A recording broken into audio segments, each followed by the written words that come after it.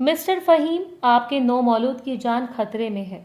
इसे फौरी तौर पर माँ का दूध पिलाना ज़रूरी है, वरना मामला बिगड़ सकता है, क्योंकि ये डब्बे का दूध हज़म नहीं कर पा रहा। इसका वज़न बहुत कम है और जिस्म के कई हिस्से अभी पूरी तरह मजबूत नहीं हुए। डॉक्टर सबा की बातों ने फ़हीम के औसान ख़ता कर दिए। डॉक्टर, आप क्या कह रहे हैं? प्लीज़ मेरे बेटे को बचा लें। अगर इसे कुछ हो गया तो मैं जिंदा नहीं रह पाऊंगा। वो सदमे में बेरब्त जुमले बोलने लगा। नसरीन ने आंसू भरी आंखों से फ़हीम की तरफ देखा। बीवी को खोने के बाद इसके दिल में ये डर था कि कहीं 2 दिन का ये कमज़ोर बच्चा हाथ से न निकल जाए। कब्ल वक्त विलादत ने इसे ज़िंदगी और मौत के दरमियान लाखरा किया था। नसरीन ने लड़ती आवाज़ में पूछा, लेकिन डॉक्टर, माँ के दूध का बंदोबस्त कैसे होगा? क्या अस्पताल में ये सहूलत मौजूद नहीं? डॉक्टर सबा ने नर्म लहजे में कहा, अगर आप किसी ऐसी औरत को जानते हैं जिसका बच्चा 6 माह या 1 साल का है तो वह आपके नौमौलूद को फीड करवा सकती है। मैं आपकी मजबूरी समझ सकती हूँ। माँ के बगैर बच्चा बहुत बेसहारा है, मगर इस वक्त इसकी ज़िंदगी बचाना सबसे ज़रूरी है। जल्दी फैसला करें। फ़हीम ने घबरा कर अपना सर पकड़ लिया। मैं शाजिया के बाद अपने बेटे को भी नहीं खोना चाहता। ज़िंदगी का कोई मकसद ही नहीं बचेगा। नसीन ने इसके कंधे पर हाथ रखा। हौसला रखो बेटे, मुझे एक लड़की याद आ रही है जो शायद मदद कर सके। मैं भी बुलवाती हूँ इसे। वो जल्दी से बाहर निकली और ड्राइवर से कहा, जरीना को और इसकी बेटी को फौरन अस्पताल ले आओ। बेगम साहिबा का हुक्म है। जरीना ये सुनकर चौंक गई। वो और इसकी बेटी आफिया जाग रही थी। आफिया खिड़की के पास बैठी उदास चांद को देख रही थी। इसका दिली ख्याल था कि क्योंकि सिर्फ 2 दिन पहले इसने एक मुर्दा बच्चे को जन्म दिया था। जरीना ने इसे कंधे से झंझोड़ा। उठ बेटी, बेगम साहिबा ने हमें बुलाया है। कुछ इमरजेंसी है? आफिया ने सुस्त लहजे में कहा। मैं नहीं जाना चाहती अम्मा। जरीना ने इसके सर पर प्यार से हाथ रखा। बेटी, मालकों की बात मानना पड़ती है। देख, ड्राइवर कह रहा है बहुत ज़रूरी मामला है। इसने जल्दी से चादर इसके कंधों पर डाल दी।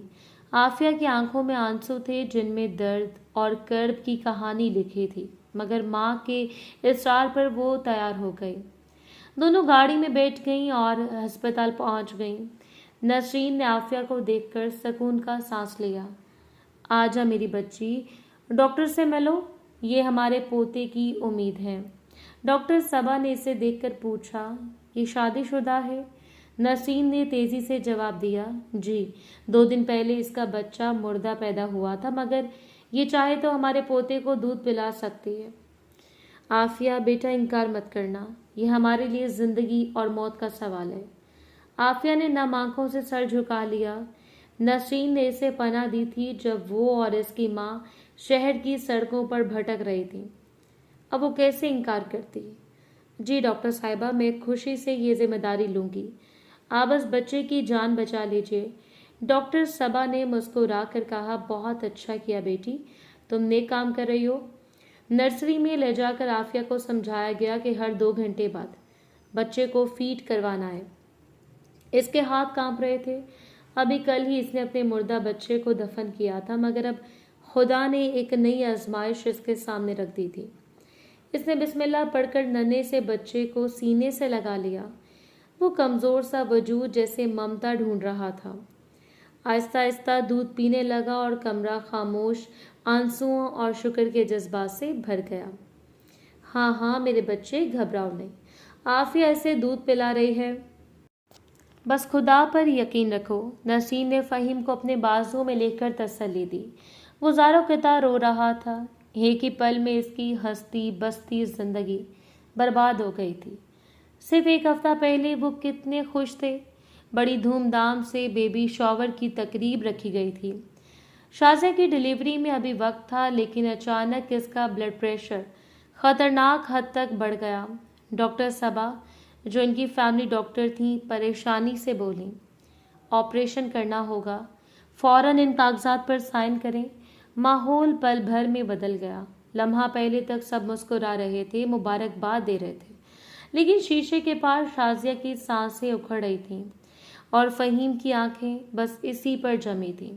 डॉक्टर सबा ने इसे अलग बुलाकर कहा, आपकी बीवी की हालत नाजुक है, हमें इन्हें आईसीयू मुंतकिल करना होगा। फहीम का दिल दहल गया। वो अभी अपने बेटे को देख भी नहीं पाया था। जब शाजिया को आईसीयू ले जाया जा रहा था तो वो नसरीन के सामने फूट फूट कर रो पड़ा। अम्मा, अगर ये मुझे छोड़ गई तो मैं कैसे जीऊँगा? मैं इसके बगैर जिंदा नहीं रह सकता। लेकिन किस्मत को कुछ और मंजूर था। 3 घंटों की कोशिशों के बावजूद शाजिया जिंदगी की बाजी हार गई। फहीम की दुनिया अंधेरों में डूब गई। अभी वो सदमे में था कि डॉक्टर सबा ने बताया, आपके बच्चे को भी आईसीयू में मुंतकिल करना पड़ेगा, इसकी हालत भी कमज़ोर है। इसी शाम डॉक्टर ने साफ कह दिया कि बच्चे को जिंदा रखने के लिए माँ का दूध पिलाना लाजमी है। नसरीन के दिल में शुक्र का जज्बा उभरा कि आफिया जैसी लड़की मौजूद है जो अपना दुख भुलाकर इस बच्चे को अपनी ममता का सहारा दे रही थी। अगर वो ना होती तो फहीम का सहारा टूट जाता। फहीम को अब तक मालूम ना था कि इसके बच्चे को कौन दूध पिला रहा है, लेकिन नसरीन ने इसे तसल्ली दी, बेटा बस दुआ कर, सब बेहतर होगा।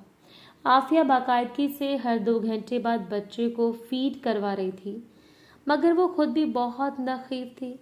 डॉक्टर सबा ने नसरीन को मशवरा दिया, इससे अच्छी खुराक दें, जितना बेहतर ये खाएगी उतना ही सेहतमंद दूध बच्चे तक पहुंचेगा।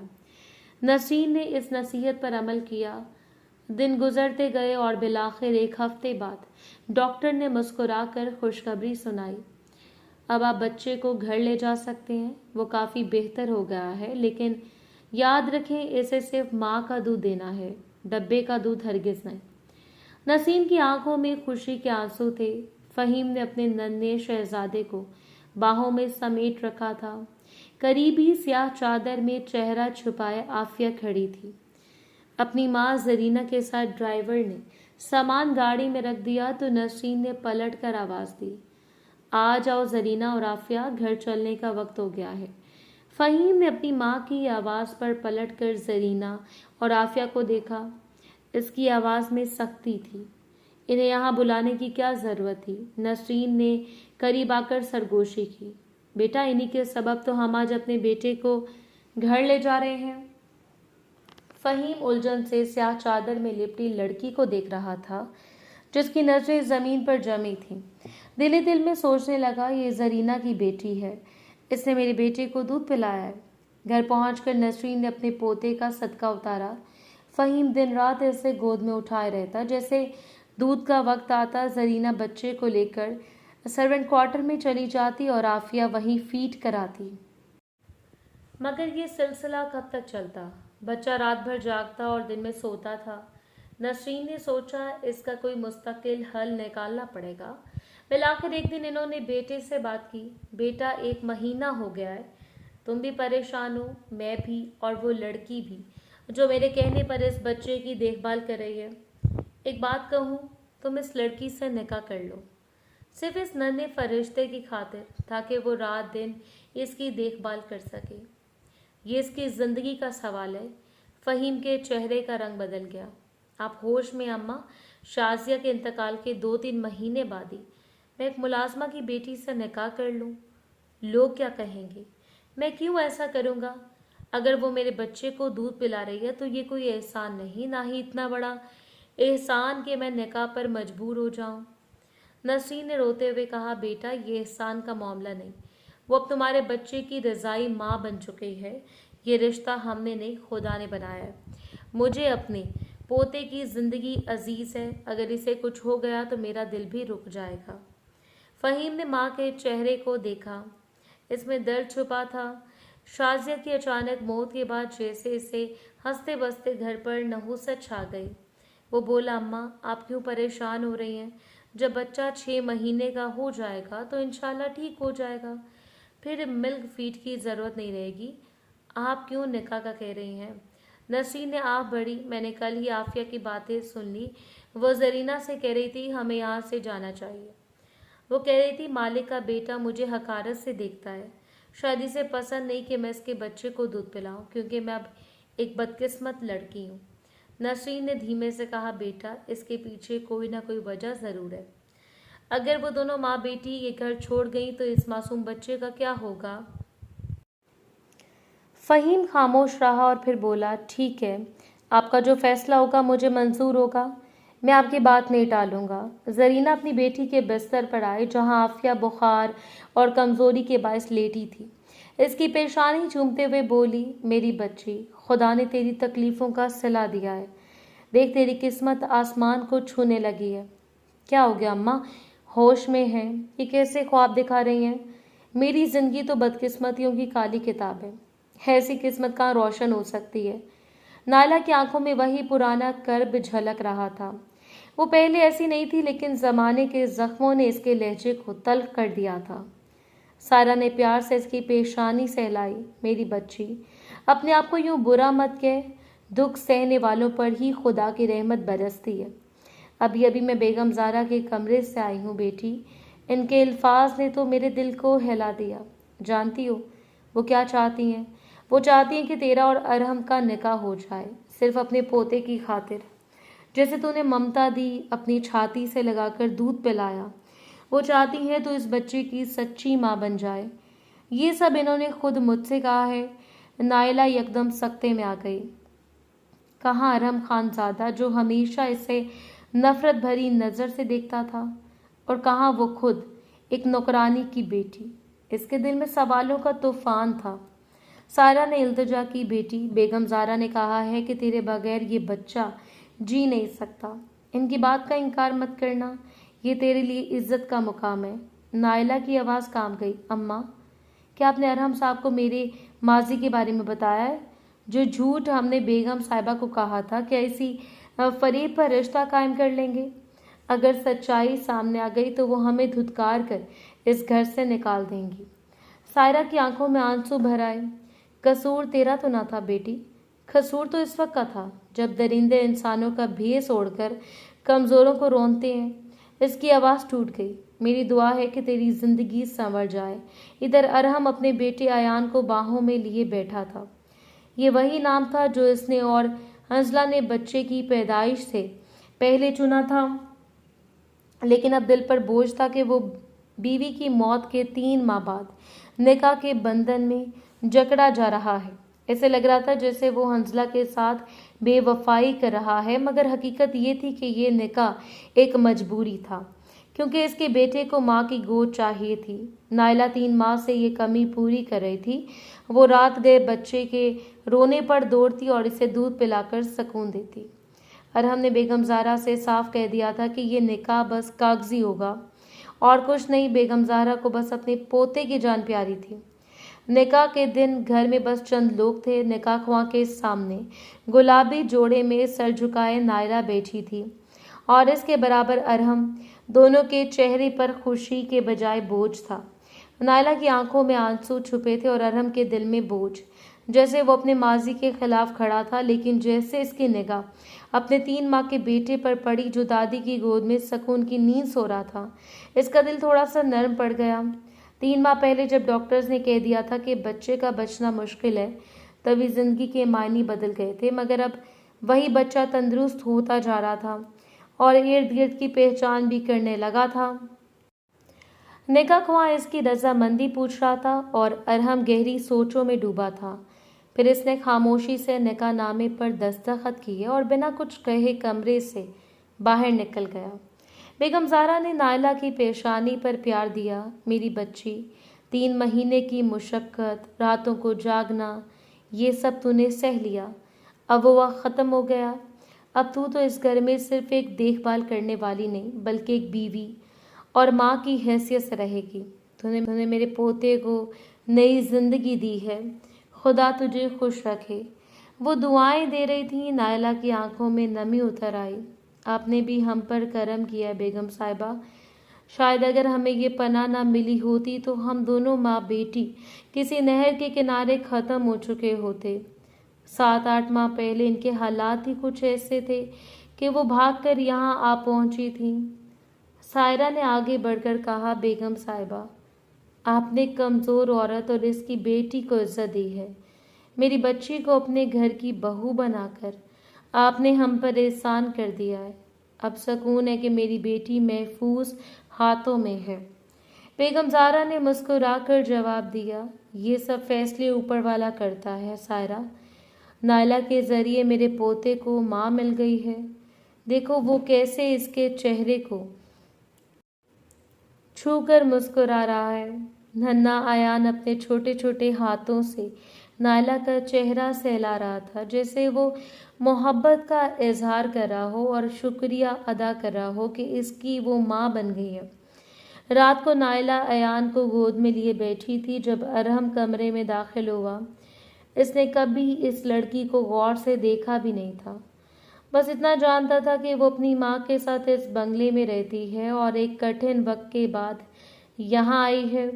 इसका शौहर इसे छोड़ चुका था। दोनों माँ बेटी किसी मजबूरी में यहाँ पहुँची थी, वो ऐसे नहीं मालूम। अरहम को कमरे में देखकर नायला सहम गई। इसे लगा वो शायद अभी कुछ तलख कह देगा या कमरे से निकाल देगा। अरहम ने सख्त लहजे में कहा, देखो, इससे पहले कि कोई गलत फहमी हो मैं एक बात साफ कर दूं। मैंने ये निकाह सिर्फ और सिर्फ अपने बेटे के लिए किया है। अपनी हद में रहना और बच्चे के मामले में मुझे कभी शिकायत का मौका न देना, वरना बुरा होगा। अयान की देखभाल अब तुम्हारी जिम्मेदारी है दिन रात। नायला ने एक गहरी सांस भरी। वो जान गई थी कि वो इसे इसकी हकीकत याद दिला रहा है कि वो पहले भी एक मुलाजमा की बेटी थी और अब भी वही हैसियत रखती है। इसे नज़रें झुकाकर आहिस्ता कहा, ठीक है, आपको कभी शिकायत का मौका नहीं दूंगी। अयान इसकी गोद में सो गया था। इसने इसकी पेशानी चूमी और इसे काट में लटा दिया। बिस्तर दुरुस्त किया और खुद नीचे ज़मीन पर बिस्तर बिछा लिया। अरहम कपड़े बदल कर बाहर आया तो नायला को ज़मीन पर सोते देखकर सोचने लगा, अच्छा हुआ मैंने पहले इसकी हदूद वाज़ह कर दी, वरना न जाने वो क्या सोच बैठती। ये सोचते हुए वो बेड पर जा बैठा और लैपटॉप ऑन कर लिया। दोनों से इसने अपने कारोबार पर तवज्जो नहीं दी थी, लेकिन आज ज़रा सा जहन हल्का लग रहा था। कम से कम इत्मीनान था कि अयान के मामले में ये लड़की गैर जिम्मेदारी नहीं दिखाएगी। आधी रात को बच्चा रो रहा था। नायला हड़बड़ा कर जागी। वो दूध मांग रहा था। अरहम की आंख भी खुल गई, मगर वो लेटा रहा। नायला ने खुद ही अयान को अपने सीने से लगा लिया और पीठ मोड़कर इसे दूध पिलाने लगी। वो चंद दिनों से शदीद कमज़ोरी महसूस कर रही थी और अब अरहम के सामने दूध पिलाने में शर्म भी महसूस कर रही थी। गो कि वो अब इसका शौहर बन चुका था, मगर इनकी शादी की पहली रात ही कुछ अजीब सी थी, जैसे फासले का एहसास भी अभी बाकी हो। लेकिन अरहम जब भी ज़रमीना को देखता तो शिद्दत से शहर की याद आ जाती। अगर वो जिंदा होती तो ऐसे इसे सीने से लगाए बैठी होती। जिंदगी किस कदर बदल चुकी थी, इसकी याद आते ही अरहम की आंखों में नमी आ जाती। वो सख्त मिजाज जानदार मर्द था, ज़माने की सख्तियों का मुकाबला करने वाला, मगर शहर का जिक्र आते इसके ज़ब्त टूट जाता। लंबा चौड़ा होने के बावजूद एक बच्चे की तरह आंसू बहाता था। शायद इसे भूलना मुमकिन ही नहीं था। अहमद अब बहुत तवाना हो गया था। गोल मटोल सा बच्चा दिन ब दिन बढ़ रहा था, मगर ज़रमीना इसे दूध पिलाने के बायस खुद कमज़ोर होती जा रही थी। इस दिन भी अम्मा जुलेखा ने इसे प्यार से कहा, बेटी तुम अच्छी खुराक लिया करो। डॉक्टर ने कहा था कि भूख लगे तो खाओ, बच्चे पर असर पड़ेगा, लेकिन तुम तो दिन ब दिन दुबली होती जा रही हो। क्या खाती पीती नहीं हो? अम्मा को इसकी बहुत फिक्र थी। वो नज़र झुकाते हुए आहिस्ता से बोली, खा लेती हूँ, ज़्यादा भूख नहीं लगती। अम्मा ने इसके लिबास पर नज़र डाली। निकाह को महीना हो गया, मगर वो अभी पुराने मामूली कपड़ों में थी जो निकाह से पहले के थे। अहमद के ख्याल में इतनी मगन थी कि अपना वजूद भूल गई थी। इसी शाम अम्मा जुलेखा शिद्दत से अरहम का इंतज़ार कर रही थी। बेटा वो तुम्हारी नौकरानी नहीं है, मेरे कहने पर तुमने इससे निकाह किया था, لیکن اس کی ضروریات کا بھی خیال رکھو. دیکھو پہننے کو ڈھنگ کے کپڑے تک نہیں ہیں. ارحم بگڑ گیا. تو لے آئیں کپڑے، پیسوں کی کمی ہے کیا؟ یہ میری ذمہ داری نہیں. اماں نے نرمی سے کہا ایسے مت کہو، وہ تمہارے بیٹے کو پال رہی ہے، اپنا خون اس کی رگوں میں ڈال رہی ہے. اگر تم اس کا خیال نہیں رکھو گے تو کون رکھے گا؟ میں یہ نہیں کہہ رہی کہ اسے چاہت دو، مگر ضرورت کا لحاظ تو رکھو. محبت تو خدا کے حکم سے دل میں آتی ہے. یہ کہہ کر وہ نماز کے لیے اٹھ گئیں. ارحم ان کی باتوں پر غصے میں تھا. وہ کمرے میں آیا تو زرمینہ احمد کے ساتھ کھیل رہی تھی. اسے دیکھتے ہی وہ سنبھل گئی اور چادر مضبوطی سے لپیٹ لی. ارحم کے دل میں آیا، کیا اسے اپنے ساتھ خریداری پر لے جاؤں؟ اس کی اوقات ہے کیا میرے ساتھ آنے کی؟ پھر وہ کپڑے بدل کر باہر آیا اور اس کے سامنے نوٹ پھینکتے ہوئے بولا، یہ لو پیسے، کل جا کر کپڑے خرید لینا. مظلوم بننے کا شوق ہے تمہارا؟ زرمینہ نے حیرت سے اسے دیکھا، پھر خاموشی سے نظریں جھکا لیں. پیسوں کو ہاتھ بھی نہ لگایا. ارحم کو اس کی خاموشی مزید چبھنے لگی. ناز نخرے دیکھو اس کے. دل ہی دل میں وہ جل اٹھا. دونوں کے بیچ زیادہ بات چیت نہ تھی، مگر وہ مانتا تھا کہ وہ بچے کا خیال دل سے رکھتی ہے. احمد صاف ستھرے کپڑوں میں مطمئن کھیل رہا تھا. صحت بھی اچھی ہو رہی تھی. ارحم بھی بیٹے کے ساتھ کھیلنے لگا اور زرمینہ خاموشی سے کمرے سے نکل گئی. اگلے دن اماں زلیخا کمرے میں آئیں. بیٹی، الماری میں اتنے کپڑے رکھے ہیں، اب پرانے چھوڑو اور یہ پہن لیا کرو. زرمینہ نے گھبرا کر کہا، نہیں اماں، یہ تو سحر بی بی کے ہیں، میں کیسے پہن لوں؟ یہ سن کر اماں زلیخا مسکرا دی، مگر مسکراہٹ میں دکھ چھپا تھا. سحر اب اس دنیا میں نہیں ہے. اچھا، یہ کپڑے کسی کے کام آ جائیں، شاید انہیں پہننے سے ارحم کے دل میں تمہاری جگہ بن جائے. میرا بیٹا اندر سے ٹوٹا ہوا ہے، اسے بیوی کی ضرورت ہے، مگر وہ اپنی خواہشات کو سحر کی یاد میں دوبارہ ہے. تم کوشش کرو کہ اس کی زندگی میں شامل ہو سکو. زرمینہ خاموشی سے سنتی رہی. پھر ان کے اصرار پر الماری سے ایک سبز جوڑا نکالا اور پہن لیا. دل سے یہ سب اچھا نہ لگ رہا تھا، مگر اماں کے کہنے پر وہ مان گئی. جوڑا قیمتی اور خوبصورت تھا. اسے پہنے دیکھا تو اماں زلیخا نے خوشی سے کہا، ماشاء اللہ، بہت پیاری لگ رہی ہو. وہ نظریں جھکائے خاموش رہی. احمد کی وجہ سے ارحم اکثر جلدی دفتر سے لوٹ آتا اور آج بھی ایسا ہی ہوا. جیسے اس نے بیٹے کو کھیلتے کھیلتے زرمینہ کی گود سے اٹھایا. اس کی نظر اس کے پہنے ہوئے جوڑے پر گئی. یہ وہی سوٹ تھا جو اس نے برسوں پہلے سحر کو ایک مہنگے مال سے دلوایا تھا. سحر کا لباس زرمینہ پر دیکھ کر جیسے اس کے وجود میں آگ بھڑک اٹھی. کس کی اجازت سے یہ سوٹ پہنا ہے؟ تمہیں حق کس نے دیا کہ سحر کی چیزوں کو چھوؤ؟ جانتے بھی ہو یہ کتنا قیمتی ہے. تمہاری اوقات ہے اسے پہننے کی؟ دوبارہ کبھی میری بیوی کی کوئی چیز تمہارے جسم پر نہ دیکھوں. ارحم کے الفاظ زہر بن گئے. زرمینہ کی آنکھوں میں موٹے آنسو بھر آئے. اس کا غصہ دیکھ کر وہ سہم گئی، بول بھی نہ پائی. ارحم نے غصے میں اس کا بازو جھنجھوڑ لیا. کیا خیال ہے تمہارا کہ تم سحر کی جگہ لے لو گی؟ اس کے بیٹے کو سنبھال رہی ہو، میری بیوی بن کر کمرے میں رہ رہی ہو، مگر میرے دل میں تمہارے لیے کوئی جگہ نہیں. کسی غلط فہمی میں مت رہنا. وہ دہک رہا تھا. یہ سنتے ہی زرمینہ تیزی سے پلٹی اور بھاگتے ہوئے اماں سکینہ کے کمرے میں جا پہنچی. وہی خادمہ کے حصے میں پھوٹ پھوٹ کر رونے لگی. سکینہ گھبرا گئی. کیا ہوا بیٹی؟ ارحم صاحب نے کچھ کہا ہے؟ زرمینہ نے روتے ہوئے کہا، اماں ہم دونوں یہاں سے چلیں گے، میں اب اس ذلت کو نہیں سہ سکتی. زندگی پہلے ہی مجھ پر کم ظلم نہیں ڈھا چکی کہ اب روز روز یہ اذیت برداشت کروں. اماں زلیخا نے اسے آنگن کی طرف جاتے اور ارحم کی چیختی آواز سنتے ہی سارا معاملہ بھانپ لیا. یہ کیا طریقہ ہے ارحم؟ تم تو بالکل ہی ظالم ہوتے جا رہے ہو. مجھے تم سے ایسی امید نہیں تھی. ارحم نے پلٹ کر کہا. اس نے کیوں سحر کے کپڑوں کو چھوا، پہن بھی لیے؟ میں یہ برداشت نہیں کر سکتا. اماں زلیخا نے سخت لہجے میں کہا، میں نے کہا تھا اسے، میرے کہنے پر اس نے پہنے، اور تم نے تو آج تک اسے ایک جوڑا تک نہیں دیا. آدھا سال ہو گیا شادی کو، وہ تمہارے بیٹے کو سنبھالتی ہے، راتوں کو جاگ کر دودھ پلاتی ہے، اپنی صحت خراب کر لی ہے، اور تم اس کے ساتھ ایسا سلوک کرتے ہو.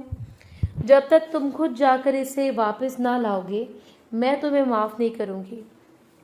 ارحم کے غصے کی آگ اور بھڑک گئی، مگر احمد بھی رونے لگا۔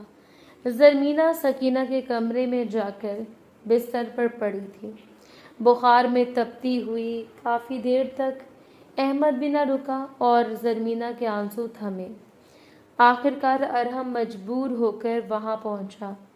کیا ڈرامہ ہے یہ لو اسے سنبھالو۔ اس نے بچہ زرمینہ کی گود میں دے دیا۔ وہ چادر کے بغیر چارپائی پر لیٹی تھی، فوراً گھبرا کر اٹھ گئی۔ اماں سکینہ کہیں گئی ہوئی تھی۔ اس کی نظریں چادر ڈھونڈنے لگیں کیونکہ وہ ارحم کے سامنے کبھی بے پردہ نہ آئی تھی۔ احمد گود میں آتے ہی خوش ہو گیا اور بار بار دودھ کے لیے ضد کرنے لگا۔ زرمینہ جھجکی، ارحم کے سامنے کیسے فیڈ کروائے؟ وہ بہلانے لگی۔ ارحم نے کہا، چلو اپنے کمرے میں اسے پلاؤ۔ وہ اس کا بازو پکڑ کر اٹھا، مگر مجھے چادر تو لینے دو۔ وہ لڑکھڑائی۔ لمحہ بھر پہلے تک سوچ رہی تھی کہ کبھی واپس نہ جائے گی، مگر احمد کی خاطر وہ ایک پل میں مان گئی۔ وہی سحر کا جوڑا پہنے تھی، مگر اوپر سیاہ چادر لپیٹ رکھی تھی۔ احمد کے دل میں اماں زلیخا کی باتیں گونج رہی تھیں۔ سچ تو یہ تھا کہ اس نے اکثر راتوں کو زرمینہ کو جاگتے ہوئے دیکھا تھا، نیند سے بے حال ہو کر احمد کے لیے لختے جگر کو سنبھالتے ہوئے دیکھا۔ اس کی آنکھوں کے گرد ہلکے پڑ گئے تھے۔ احمد نے غور سے دیکھا تو اسے محسوس ہوا کہ زرمینہ کی عمر بھی اتنی زیادہ نہیں۔ سحر اور وہ تقریباً ہم عمر ہی تھے، مگر زرمینہ ان دونوں سے کئی چھوٹی لگتی تھی۔ آخر کیا وجہ رہی ہوگی جو اس کا شوہر اسے چھوڑ گیا، وہ بھی حاملہ کر کے؟ یہ سوال احمد کے ذہن میں کھرچوکے لگا رہا تھا۔ اس رات جب احمد کے بیٹے سو گئے تو زرمینہ نے ہمیشہ کی طرح نیچے بستر بچھا لیا۔ احمد کو نیند نہیں آ رہی تھی۔ اس نے آہستہ سے پکارا، ذرا آؤ، مجھے تم سے کچھ پوچھنا ہے، سچ سچ جواب دینا۔ تمہارے شوہر نے تمہیں کیوں چھوڑا، وہ بھی شادی کے چند مہینے بعد؟ اس نے اپنے بچے کے بارے میں بھی کبھی پوچھا نہیں۔ وہ غور سے اس کی آنکھوں میں جھانک رہا تھا۔ زرمینہ اس کے سامنے سر جھکائے کھڑی تھی، جیسے کوئی مجرم ہو۔ احمد نے اسے اشارہ کیا، بیٹھ جاؤ، گھبراؤ مت۔ آج تک میں نے تمہارے ماضی کے بارے میں کچھ نہیں پوچھا، لیکن یہ سوال میرے دل میں ہے۔ زرمینہ بیڈ کے کونے پر بیٹھ گئی، ہاتھ مسل رہی تھی، چہرے پر اضطراب نمایاں تھا۔ احمد نے مزید پوچھا، اچھا کیا نام تھا تمہارے شوہر کا؟ کیا وہ اسی گاؤں کا تھا جہاں سے تم آئی ہو؟ زرمینہ نے دھیمی آواز میں کہا، وہ میرا شوہر تھا ہی نہیں، تو نام کیا بتاؤں؟ احمد چونک گیا۔ کیا مطلب؟ تم کہنا کیا چاہتی ہو؟ اگر شوہر نہیں تھا تو یہ بچہ کیسے آسمان سے گرا تھا؟ زرمینہ کی آنکھیں بھیگ گئیں۔ وہ ایک گناہ کا بچہ تھا، مگر میرا نہیں، کسی اور کا۔ احمد نے ہونٹ کاٹ کر پوچھا، کیا مطلب کس کا بچہ تھا؟ زرمینہ کی آواز بھرائی ہوئی تھی، زیادتی کی گئی تھی میرے ساتھ، وہ بھی میری سہیلی کے گھر میں۔ میں نہیں جانتی کون تھا وہ شیطان جس نے اپنی ہوس کے لیے میری زندگی برباد کر دی۔ میں نے تو کبھی شادی بھی نہیں کی تھی۔ احمد حیرت میں تھا۔ موتی جیسے آنسو زرمینہ کے رخسار پر بہہ رہے تھے۔ پوری بات بتاؤ، تمہارے ساتھ ہوا کیا تھا؟ احمد نے نرم لہجے میں پوچھا۔ اس کی یادوں کا دروازہ کھل گیا۔ ایک ہفتے کی چھٹیاں تھیں، میری روم میٹ نوشین بضد تھی۔ زرمینہ چلو میرے ساتھ، میری کزن کی شادی ہے، بہت مزہ آئے گا۔ تم نہیں جانتی ہمارا خاندان کتنا بڑا ہے۔ کالج میں سب لڑکیاں چھٹیوں پر جا رہی تھیں، مگر میں گاؤں نہیں جا سکتی تھی، 6 مہینے بعد ہی جا پاتی تھی۔ اس بار کیسے جاتی؟ اماں سکینہ بڑے بڑے وڈیرے کے ہاں ملازمہ تھیں، اور انہی کے احسان سے زرمینہ کی پڑھائی کا خرچ اٹھایا جا رہا تھا۔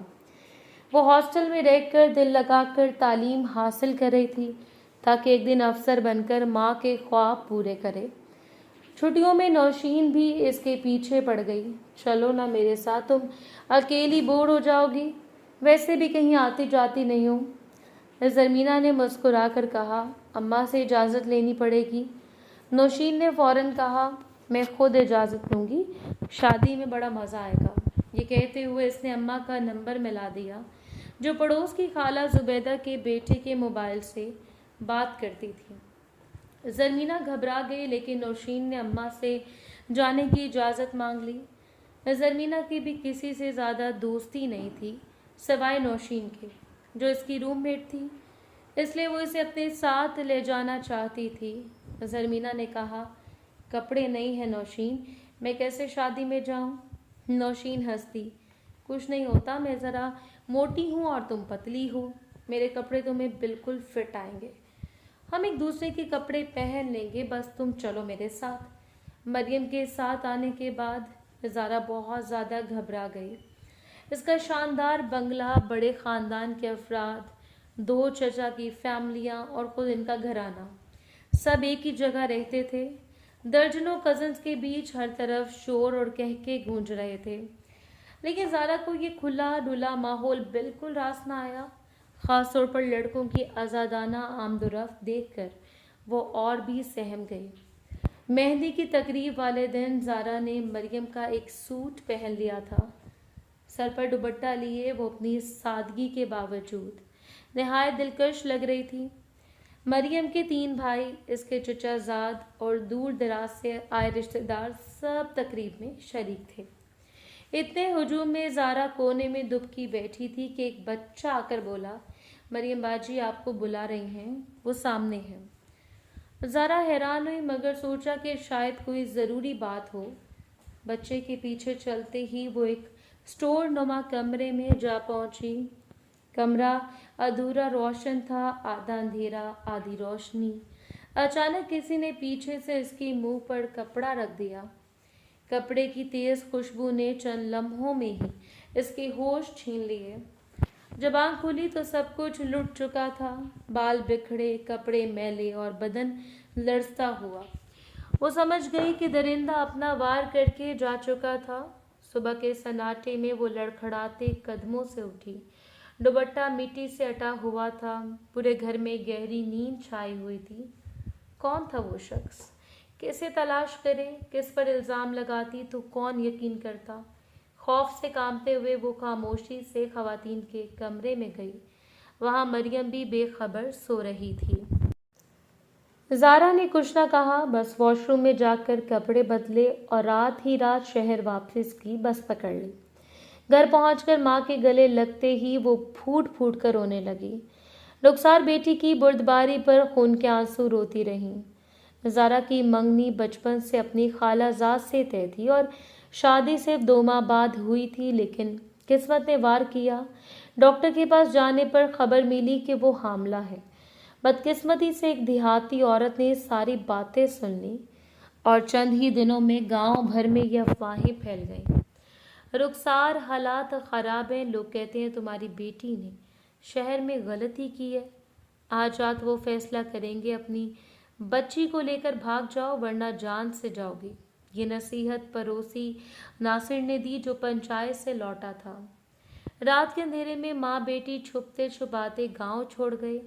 ज़ारा रोती रही, अम्मी मुझे मर जाने दे, मैंने आपकी इज्जत खाक में मिला दी। रुखसार ने इसे सीने से लगा लिया, नहीं बच्ची, तेरा कोई कसूर नहीं। गरीबों का साथ कौन देता है? देख तेरी सहेली मरियम ही सांप निकली। चंद पैसे थे जो जल्दी ख़त्म हो गए। 3 दिन वो सड़कों पर भटकती रहीं। चौथे दिन ज़ारा बेहोश हो गई, मुंह से झाग निकल रहा था। रुखसार चीखती रही, मेरी बेटी, मेरी बच्ची। इतने में सामने से एक मेहरबान और मुअज़्ज़ज़ औरत गुजरी। इसने दोनों को देखा, गाड़ी में बिठाया और सीधा अस्पताल ले गई। रुखसार ने इस मेहरबान औरत को एक झूठी कहानी सुना दी। मेरी बच्ची को शौहर ने तलाक दे दी, वो उम्मीद से है। गांव वालों ने इल्ज़ाम लगा दिया कि बच्चा किसी और का है। हमें रुस्वा करके निकाल दिया। जान से मार देना चाहते थे, इसलिए हम भाग आए। वो औरत असल में अम्मा भी थी, जिसने इन दोनों को अपनी हवेली में पनाह दी। ज़ारा को सर्विस क्वार्टर में छुपकर रहना पड़ा। वो कभी भी बाहर ना निकली। रुखसार अम्मा भी के घर के काम संभालती रहीं, क्योंकि इस वक्त फ़हीम की बीवी अनुषा भी उम्मीद से थी। फ़हीम खानज़ादा ने मोहब्बत की शादी की थी, लेकिन तकदीर ने धोखा दिया। अनुषा बच्चे की पैदाइश के दौरान ही दुनिया छोड़ गई। कुछ अरसे बाद ज़ारा ने भी सरकारी अस्पताल में बच्चे को जन्म दिया। مگر وہ بچہ مردہ پیدا ہوا، حالانکہ وہ ایک گناہ کا سایہ تھا۔ پھر بھی اس کی موت نے زارا کی روح کو توڑ ڈالا۔ تبھی جب ننھا عریش اس کی گود میں آیا تو اسے لگا جیسے اس کا کھویا ہوا بچہ پھر زندہ ہو گیا، اس لیے اس نے اس ننھے وجود کو سینے سے لگا لیا اور آج وہ فہیم کے کمرے میں اس کی بیوی کے طور پر بیٹھی تھی۔ زارا نے آخر کار اپنے ماضی کا سارا سچ فہیم کے سامنے رکھ دیا۔ وہ لرزتی آواز میں اپنی کہانی سنا رہی تھی اور آنکھوں سے موتی برس رہے تھے۔ فہیم نے حیرت سے پوچھا، تم نے اس درندے کا چہرہ سامنے کیوں نہیں لایا؟ کیا تم اتنی کمزور تھی؟ میں نے تو کبھی سوچا بھی نہیں تھا کہ تم پڑھی لکھی ہوگی۔ میں تو تمہیں ان پڑھ دیہاتی لڑکی سمجھتا تھا۔ زارا نے آہ بھری، جب معلوم ہی نہ ہو کہ وہ کون تھا تو پردہ کیسے ہٹاتی؟ میرا خواب تو تھا کہ پڑھ لکھ کر ایک نوکری حاصل کروں، مگر شاید یتیم اور غریب لڑکیوں کے خواب ہمیشہ کچل دیے جاتے ہیں۔ اس کی باتیں سن کر فہیم خانزادہ کے دل میں پہلی بار اس کے لیے ہمدردی نے جگہ بنائی۔ اگلا حصہ اگلی قسط میں۔ اگر یہ کہانی آپ کو پسند آئی ہو تو کمنٹس میں ضرور بتائیں کہ آپ کو نیکسٹ پارٹ چاہیے یا نہیں۔ کیا فہیم خانزادہ زارا کو اپنی زندگی کا حصہ بنا لے گا؟ کیا وہ انوشے کی جگہ اسے دے سکے گا؟ اور کیا زارا کا مجرم کبھی بے نقاب ہو پائے گا؟ نیا موڑ جلد آنے والا ہے۔